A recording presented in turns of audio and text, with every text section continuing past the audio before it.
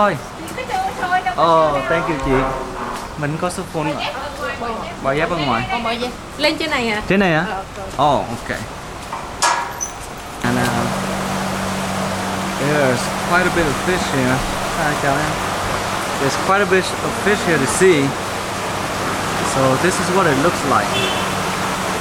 I wonder if there's more on a certain side, but anyways, this is in District 7. Okay, so let's check out. Actually, let's just take a look at the store here. The holding. He's got a greenhouse with mesh on top to reduce the sunlight.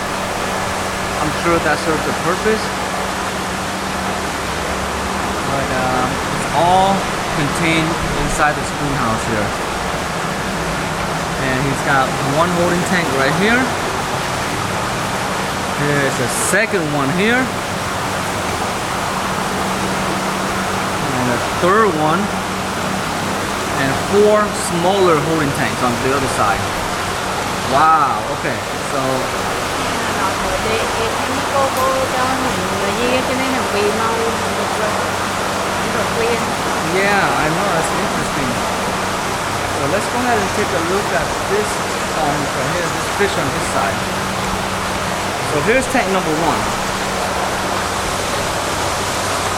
Got some really, oh, the fishes are huge. Very big. Of all the places I've been in California, I think this, and even the other places I've been so far, no one's got fish this size. So check out these bad boys right here. Wow. Very nice. Yeah, look at that sucker. This thing is huge. And they're swimming around quite nicely. They're very happy. Yeah. This one. So at this point, I was having a side conversation with one of the employees that walked over. I was still looking at the pond and checking out the fish, but there was a couple of questions I had in my head. The first thing I asked was, sort of like what's going on with the water. It seems a little murky, like a little unclear, and the visibility of the fish wasn't too great. And then I was told that they were doing some sort of water treatment at this time, and it may take a day or two before it starts clearing up again. So that's why the visibility was reduced. And then I asked the size of the pond here, and I was told that it's about 80 cubic meter of water, which if you use in a calculator and convert it, you'll get around 20 to 21,000 gallons of water. So it's a rather large pond. I mean, we're not talking about a backyard pond that's about 2, 3, 4,000 gallons. This is a 20,000 gallon holding tank, and it's about 1.75 meters deep. So that's about 68 or 69 inches, close to 6 feet. I was told that this pond or this tank was capable of holding, over 100 fish easily. But as you can see here, it's probably maybe about 50 or so. And I got that tidbit of information from the owner later on when I was having a conversation with him. Obviously, this voiceover is after the fact, therefore, I can get some more details about it. But yeah, right now this pond has about 50 fish, and this pond actually has the most variety compared to the other ponds, and then there's a reason for that, and I'll show it later on when we get to that point.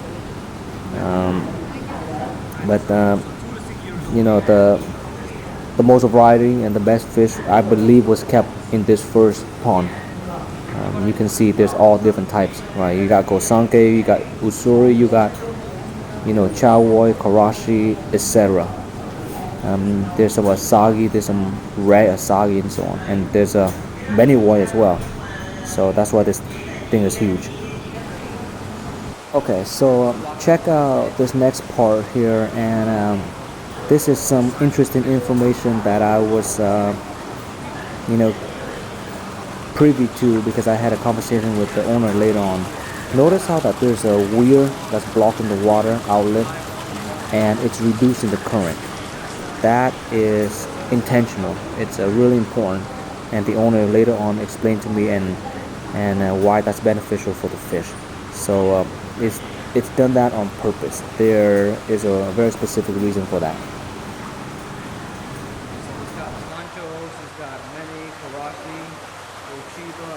I should also note that walking back and forth along the narrow pond divider was not easy. Like this one right here, it had like plants in the middle. It was like the planter divider. This part at least has some space. Some of the other parts, it felt kind of like scary, you know, like I'm holding a camera and then it's a really large deep pond, but the path is only like maybe 10-12 inches, so it's a little bit tricky.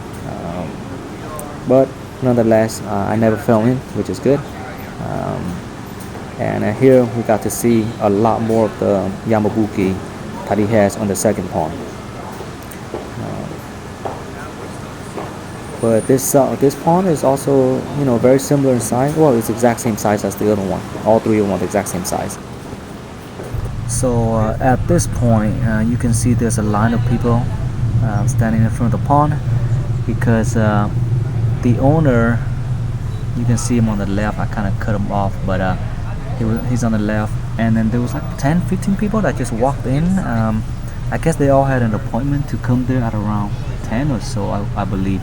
Because I showed up at around 9:30 and no one was there except for a few employees, and I asked to get in, which they allowed me to. And at that time I was a little bit disappointed because I didn't see the owner. I thought he'd be like right there, but I guess he had a bunch of guests scheduled and lined up to come see the koi, and he was showcasing them to all these people, and there were a lot of like side conversations going on. I think it's kind of interesting to hear, you know, as like a little bit of side talk, and I'll kind of include a little bit of voiceover as well as some dialogue text, because you know this was happening in Vietnamese, and I can't expect, you know, you guys to hear what's going on. Maybe not all of you guys, but I'm sure some of you guys can hear what's going on. But it's kind of funny and interesting to get some insights about the conversations taking place. You know, we're looking at the fish, pointing at the fish, and the owner was giving some information about specific fish and some traits and so on. So I'll get to that point, and you know, you might hear me just butting in and asking questions as well as part of the group when we were talking. It's kind of funny to get some of the insight about some of the things that the owner was telling us about. So hopefully I can provide a little bit of proper translation in this part.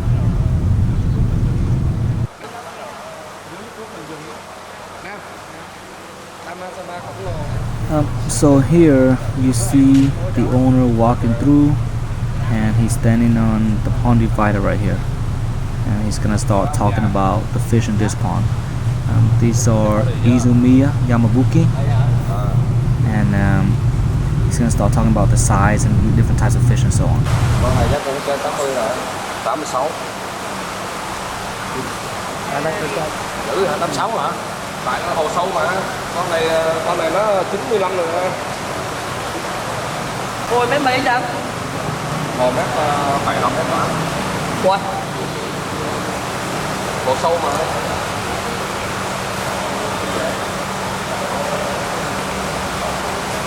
Còn đấy, con sò đó là độc quyền luôn.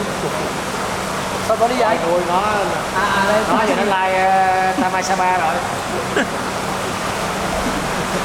Like Tamai Sapa rồi. Cái này hay giờ. Dài bao nhiêu? Theo anh dài nhiêu? Con này hả? Trên 60.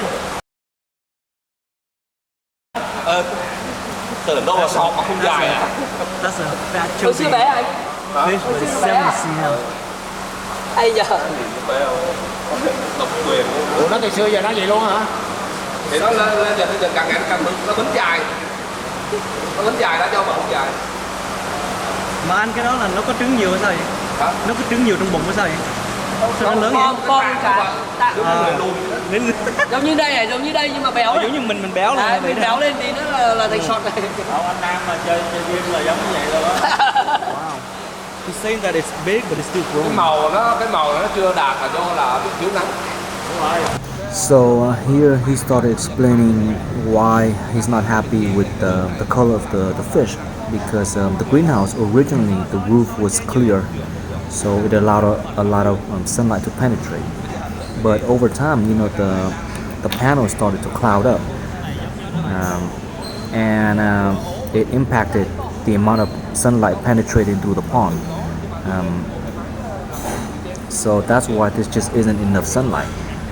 In the past, when there was too much sunlight, he had to put on the mesh to filter out some of the sunlight. But now, when the panels are clouded up and add on to the mesh, which reduces the sunlight more, it causes the level of sunlight to get in here to greatly reduce. I asked him, how much sunlight do you think these fish need? He said as much as possible. It doesn't hurt them. Izumia ấy đấy.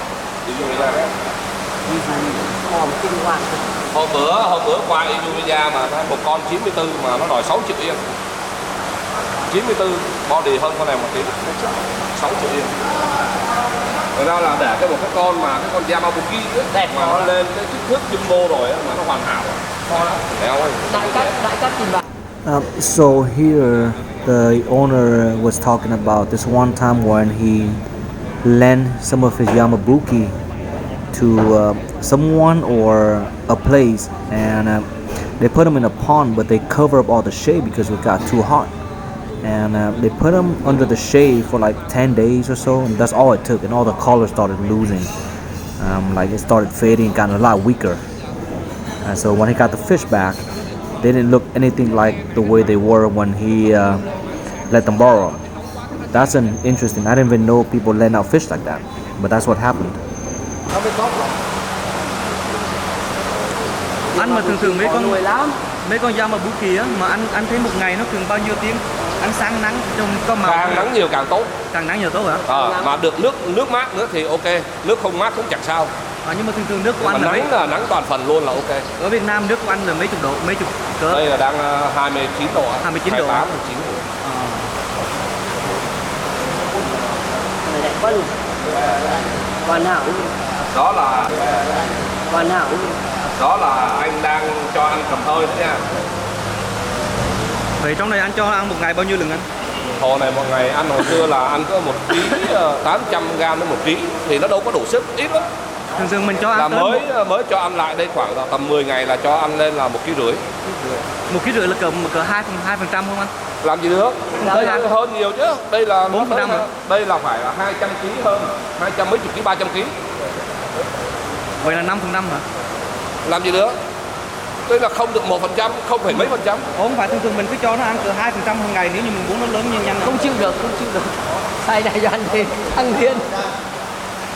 Vừa đâu. So here I started asking him about feeding regimen and what I've read online about feeding the first few years, because I was under the impression that some of these bigger farms were feeding at around 2% of body weight for the first few years to get them to grow. He explained that every fish is different. Some have different habits, different varieties have different feeding needs, so you can't always assume that a fixed number is going to give you the result with all the varieties. Then I asked him, isn't 2% like the typical rate that they would feed at some of these farms? And he explained that that's not necessarily the case. That's probably a little too much, because he was at the Dainichi farm and he saw the machines that they use, how much food they use, the type of food they use, and it's definitely not 2%. Big màng. Anh ơi, mấy con này là 4 năm rồi phải không? Con đó 4 năm rưỡi rồi. 4 năm rưỡi rồi phải không? So these are all around 4 to 4.5 years old, right? And some of them are up to 95 cm, which is a pretty big growth. But man, looking back and forth at this particular spot, we just couldn't help but notice that big, fat, chunky yamabuki. It really does look like a tamasaba mixed in with a karashi or yamabuki and produce this kind of a baby. It's completely ridiculous, and it's just so funny just staring at it and watching it swim back and forth.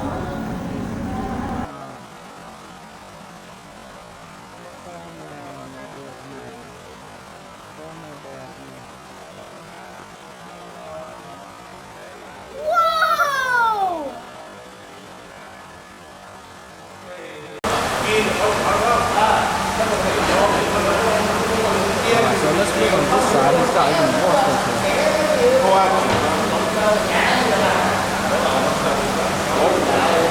Thảo ơi, nó lấy một ít cắm chìm cho anh đầu này cho nó bơi lại cho mọi người nhìn thấy cho coi. Anh ơi, sao cái nước đây thấy nó chưa trong nhỉ? Anh mới nghe nói là mình mới dùng potassium mang cái này hả? Để duy trì tạng. Anh dùng PP đó mới dùng vô thôi. Không. Một là vi sinh. I asked if he was using some type of chemical to treat the water, and that's why it's kind of murky. He said he is using something to treat and calm the fish to kind of let them adjust. But I didn't know what the term was in Vietnamese, and he couldn't translate it directly in English for me as well. I asked him if some of these fish just recently got shipped over from Japan within the last 1 or 2 months. He said that it's a combination of recently shipped fish, as well as some that he's already has grown and been keeping them and grown them out. Although it's a little difficult to see, but you can probably tell that in this pond he's got a combination of chawoi, sorwoi, ochiba, and some of the darker colored fish here. The breeders were Maruse and Marudo. Con này nè, nó mà lên mà 95 là kinh khủng khiếp luôn. Giờ 90 á. 90. So now we're checking out the smaller ponds. It's got smaller fish here, tosai. Thằng đẹp khi nào khai trương mới mang về. Thằng này là ok thôi, chưa thằng đẹp đâu. Cái này là yellow monkey hả? Karashi Sakai. Sakai Kawashi. Oh, super mango. Độc quyền nè, là cái gì? So this is the Sakai Kawashi. Trên thế giới có đúng một con nha. Mà tôi không nói dốc. Đố anh tìm con thứ hai. Benigoi Tancho. Tancho Benigoi. Tancho Benigoi. Có độc quyền thế giới luôn, không có đụng hàng. Đã da đỏ thì đầu phải đen đúng không? Cái đó là không phải Hiusuri mà Tancho Benigoi.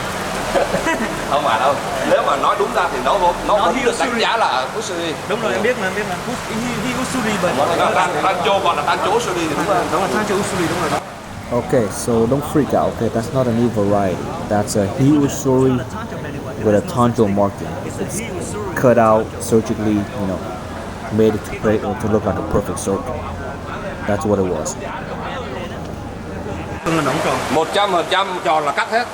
Không có lẫn lộn được ở đây. 100% là cắt. Nó đã tròn là 100%. Cái này là apple mango đó anh ha. Apple mango Benigoi phải không? Mango của Sakai. Mango hết Sakai đó mà. Yeah. That one in 3 or 4 years. 37, 36, 37. Real tại nhìn ra được. Còn có bí thuật. Đúng rồi, có bí thuật.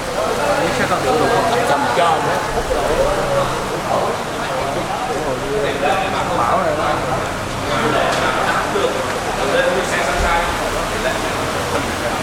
Alright, so here he's got more fish on this one. I think this pond's a little clearer, so it's easier to see, but you got more, you got more chawoi, gingrun chawoi, kujaku, tancho. Thấy không cái này này? Đỏ, thỏ đấy. No, silver. Yeah, cái con này có silver and black. Nhưng mà nó có cái màu đỏ. Nhưng mà cái đỏ ở trên á, anh xem. Nó bị chợt màu này. So that means the quality of that. Con nữa, nó thấp xuống này.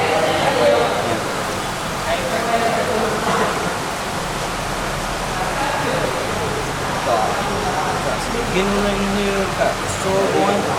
Penguin travel. So that's the smaller tank right now. And here's one of the smaller tanks.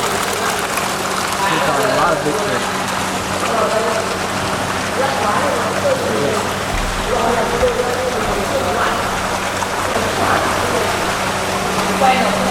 Oh man, check out the filtration here. You know, I'm always curious about the filtration. Look at this. It's got a lot of pumps in it. It's a little loud, but you can see right here that he's got a couple of really big chillers for the pond. You know, it gets really hot in Vietnam, so this helps.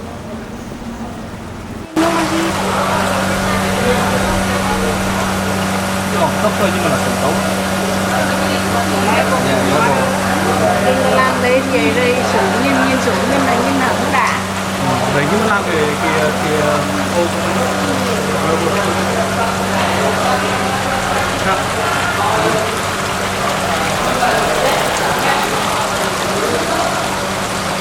I think here we had like stand-up commercial.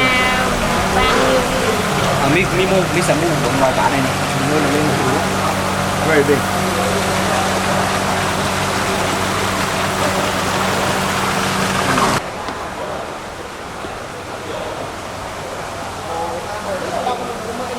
Phải là hồ nuôi, em phải hiểu cái điều đó, tụi em cũng quen nhìn cái hồ.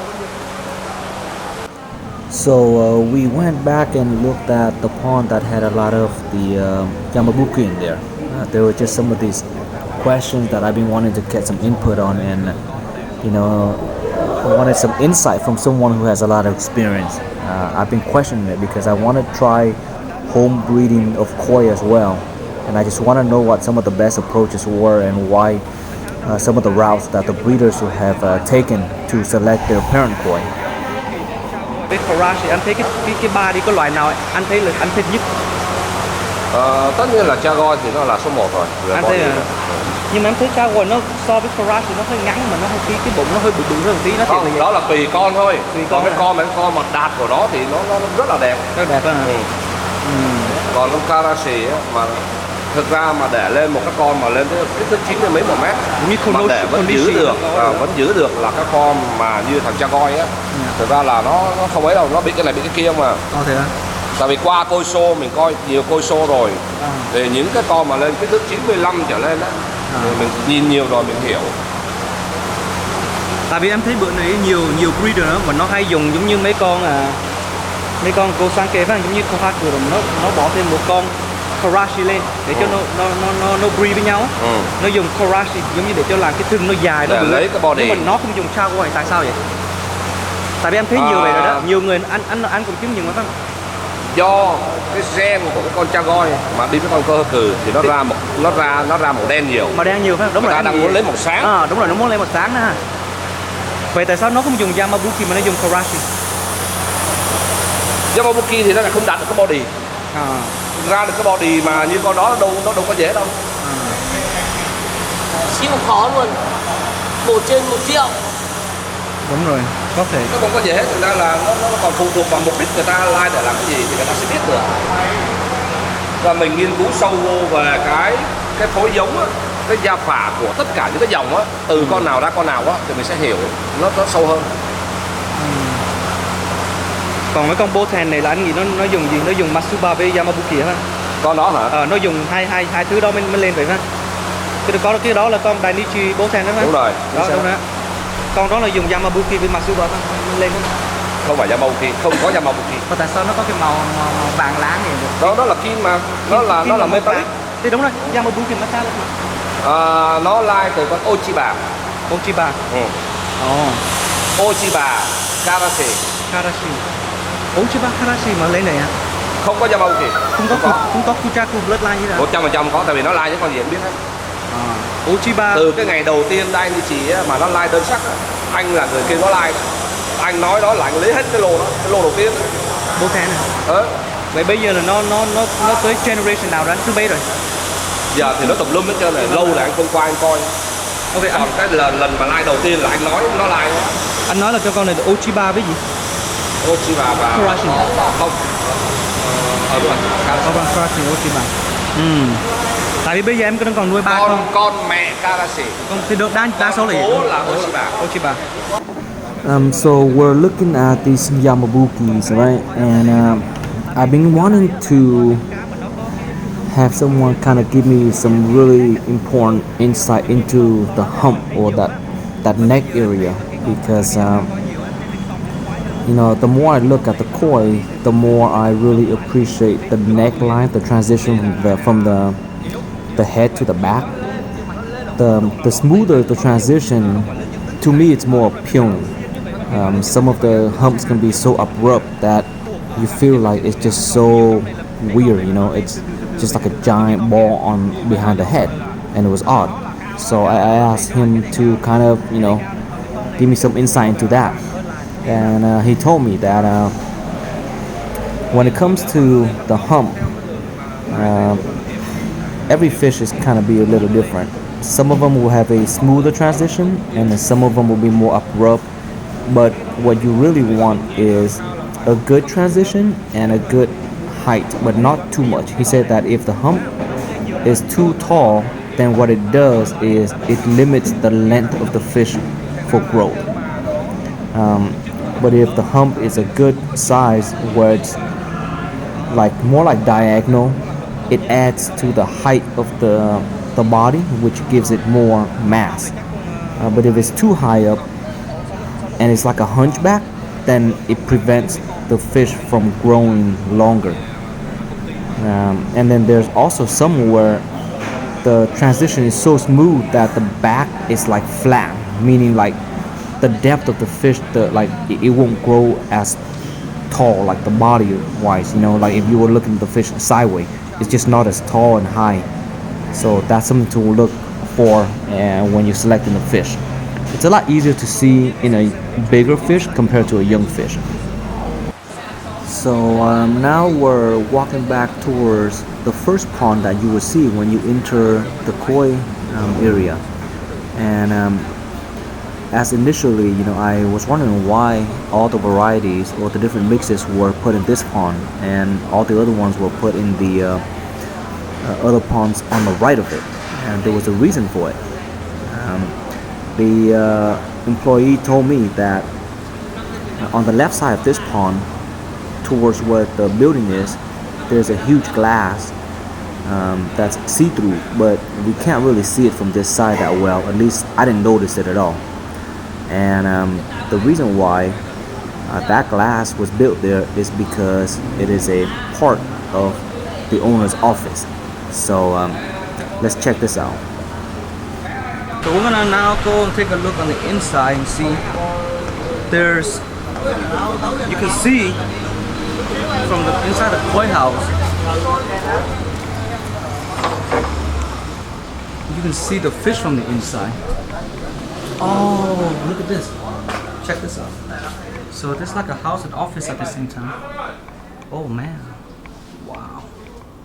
Wow, anh làm việc là nhìn cá về đã quá. Làm nghề nào ăn nghề đó. Trời đất ơi. So this is the king of koi and this is his office. He sits there and he can look at the fish like this. Look at that.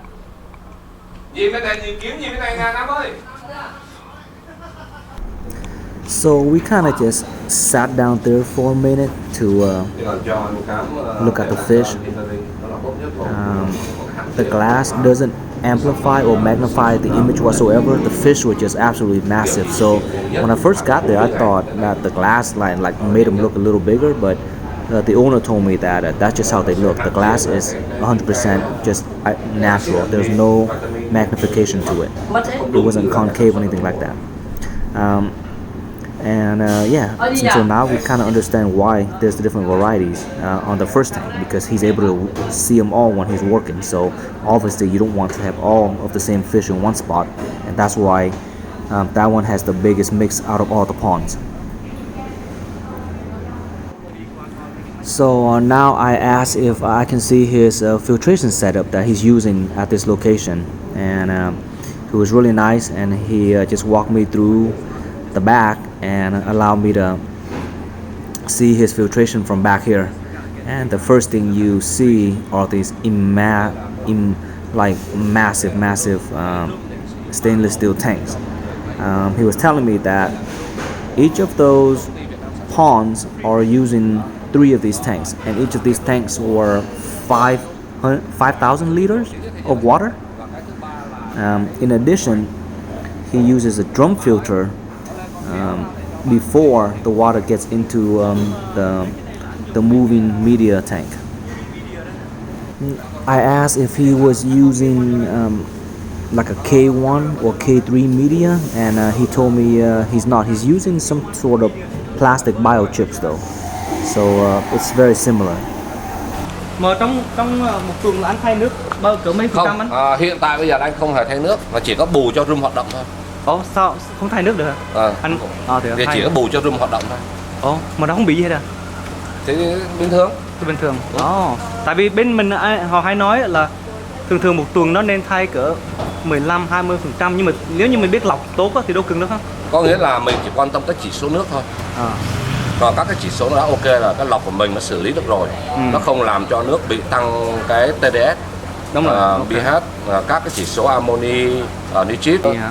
Mà em thấy ngạc nhiên là sao anh không dùng cái loại mà backy shower để cho nó giống kiểu waterfall. Đang làm này, anh đang làm này. Anh đang làm đây đấy phải không? Đấy, đang làm cái khung này. Dạ, tại vì trước sau em nói thiệt, trước sau gì em thấy là backy shower cái đó là ok, nhưng mà mình cái này là em thấy hay nhất á. Em thấy nhà em cũng dùng mấy cái này nó tốt, nó lên nhanh. Có nghĩa là không, nó phải em phải hiểu là em nuôi cá ở mức độ nào.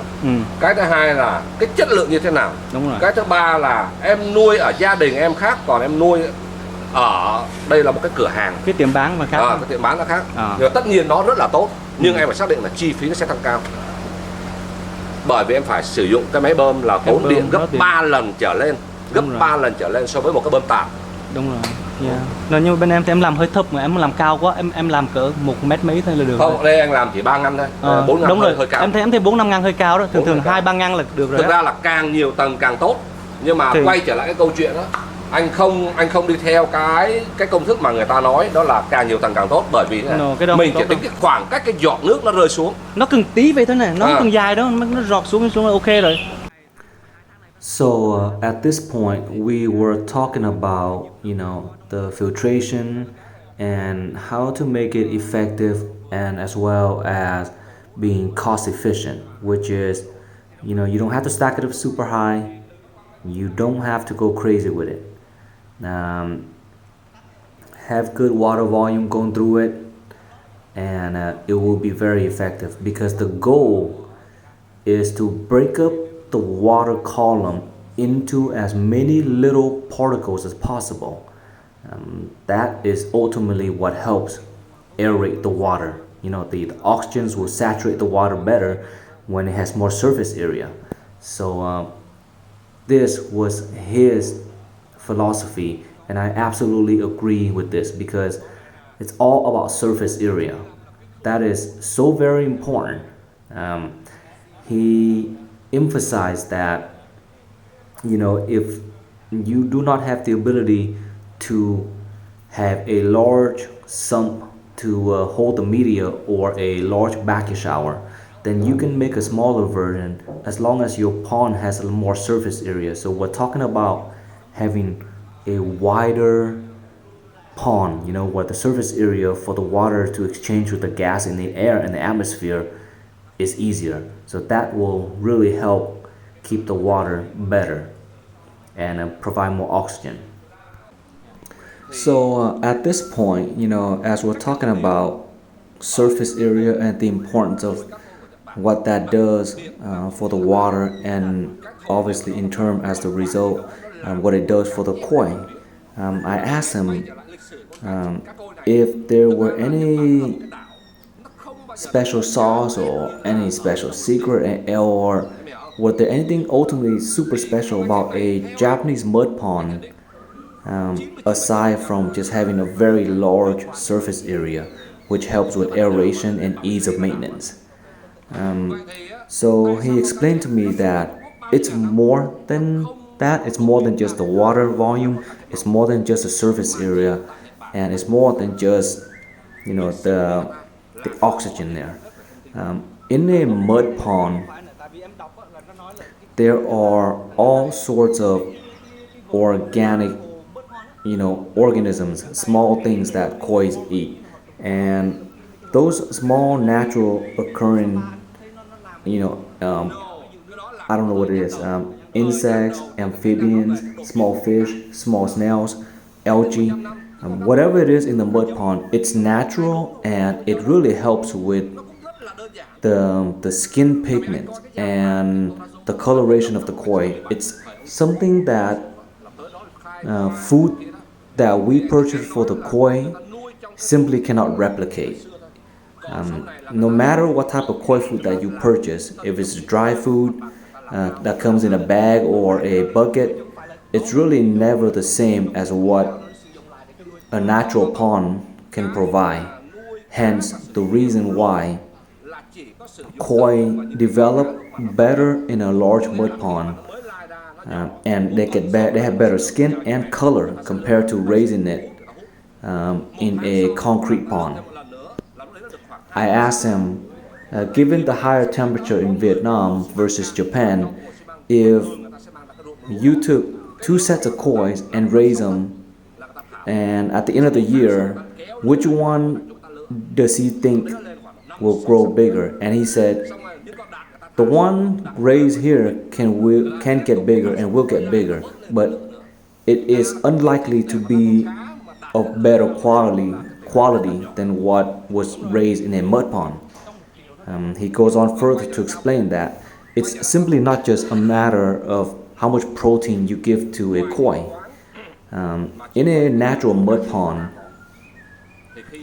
there's just so much more volume of water, and the fish has to go searching for food throughout various parts of the pond. It encourages more swimming, more exercise.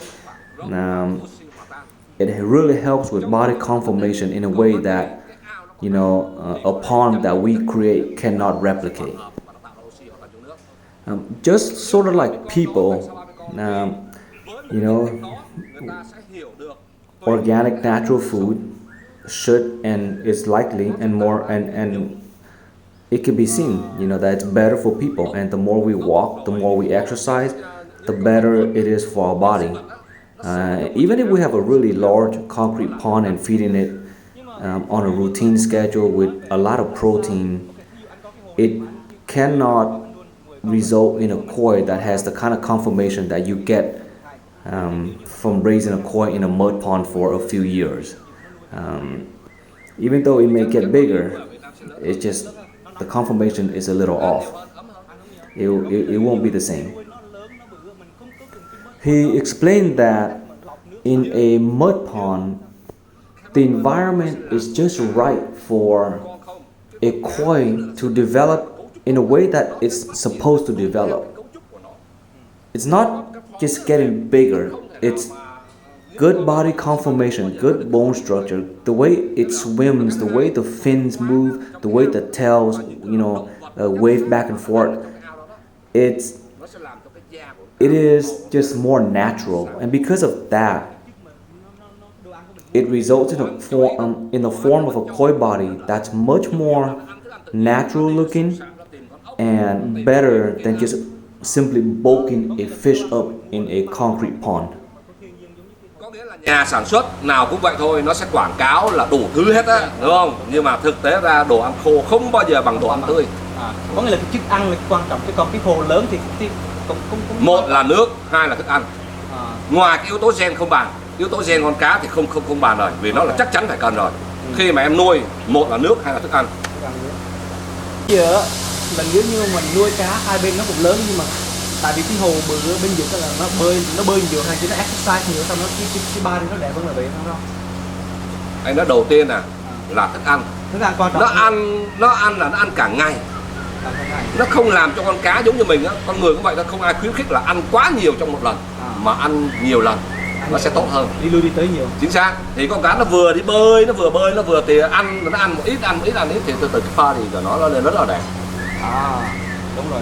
Còn nếu như mà khi mà cái hồ cá của mình mà mình cho nước nó xuống mà nó đi vòng tròn rồi ăn gì nó có ảnh hưởng cái body của nó? Chính xác ảnh hưởng. Được không? Chính vì vậy á, là anh mới không làm một cái luồng thổi giống như mọi người đang làm. Là cái nước của anh chỉ có chảy ra thôi. Chảy ra thôi đó. Và cái luồng nó rất là nhẹ. Cái luồng nó chảy rất là nhẹ, nó dòng chảy rất là nhẹ. Còn nhiều người cứ nghĩ rằng bơm thật mạnh, cái luồng thật mạnh, bắt đầu cho ăn thật nhiều vô để cho đẹp, không bao giờ có. Đó là cái sai lầm mà rất nhiều người bán cá hồi xưa đó, là khuyến khích người xây hồ, là khuyến khích khách hàng là luồng phải thật mạnh và cho ăn thật nhiều vô. Tại vì em đang còn sợ là tại vì em làm cái nước của em nó đi để cho nó đi tròn rồi để cho nó không, skin rồi. em phải đổi. Em phải đổi, nghĩa là nếu mà em rảnh thì cứ một tuần em đổi một lần là tốt nhất. Đảo chiều cho nó, đừng cho nó đi một vòng, tại vì em sợ là nó đi đi theo thói quen để buộc cái cơ thể của nó sẽ nó bị xoay. Chính xác. Thì cái con cá khi mà cái thành hồ như này nó bơi nó luôn là nó có cái chiều hướng là nó ve theo, nó bám theo cái thành hồ. Thì khi nó bám như vậy hai cái tay bơi của nó không bao giờ nó cân bằng được, em hiểu không? Nó luôn nó bị gượng một bên. Nó ví dụ đơn giản vậy thôi. Chưa nói tới là cái đuôi của nó và cái thân của nó nữa, nó hơi vẹo. Thì em phải đảo lại để cho nó bơi ngược lại thì nó mới cân bằng được.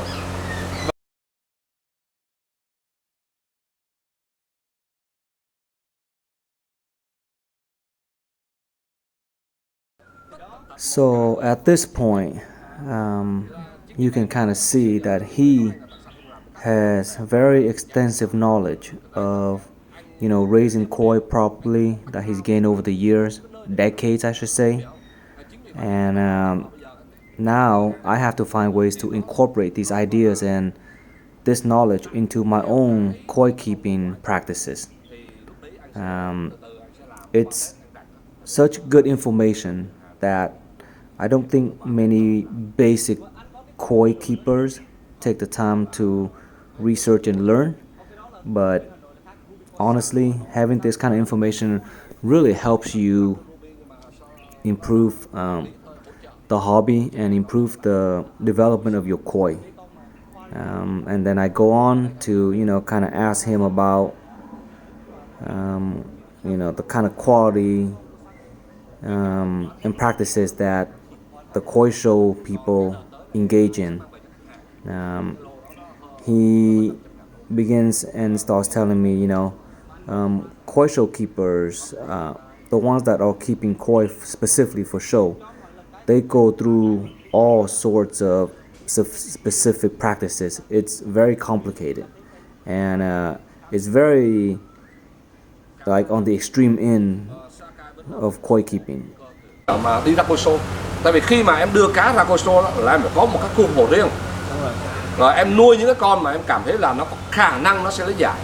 Sau đó em phải chăm sóc riêng nó và em cho nó ăn một cái chế độ ăn riêng nữa cơ. Rồi sau đó mới ra thi được. Mà trước khi đem ra thi là mình phải cho nó giống như không cho nó ăn uống gì trong mấy tuần nữa, mình cái người nó nhiều lắm, nói chung là nó nhiều vấn đề lắm. Cho màu nó lên cái đầu vậy. Đầu tiên là phải lên được cái body. Sau đó là cái màu nó phải đạt. Rồi em muốn đi koi show là em phải dưỡng lại nó và em làm cho nó trắng da.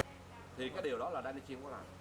Thế ra là về cái he goes on to explain to me that in preparation for koi show, in addition to separating the fish, bulking them up, you gotta get the color to the right quality as well. And some breeders pay attention to koi show while others don't care so much.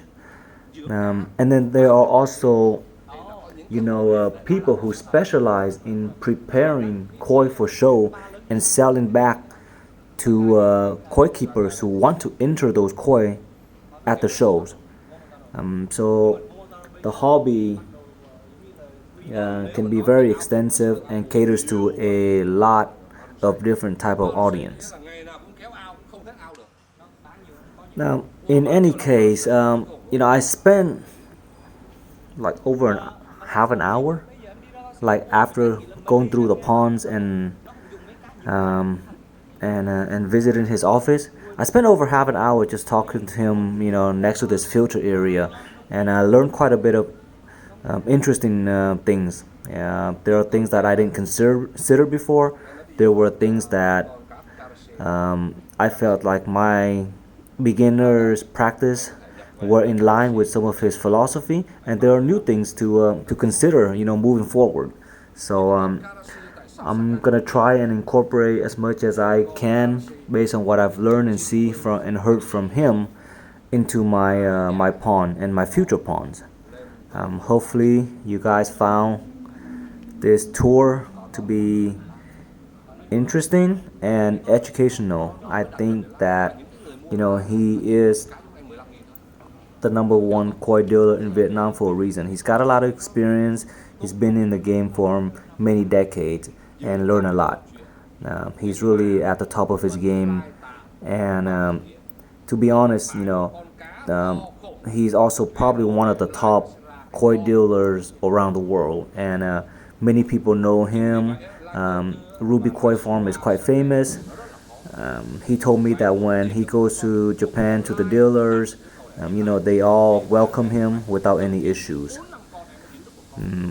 So consider the things that were discussed here in this video, and if you like to incorporate those things. I know there were a bunch of random things that I've asked and a bunch of random things that I put in the closed captioning, but there were just all sorts of questions I had in my head. This wasn't something that I wrote up or had a list going into the farm. I was just there to film things and ask questions along the way. Random train of thoughts that pop into my head, I asked. But it was quite fun and interesting. I'm gonna try and visit a few more places in the future as well. Overall, he was just very nice about it. He didn't hesitate to answer my questions. He didn't hesitate to show me around. So I really appreciate it. Gặp lại nhé. Dạ. Chào anh.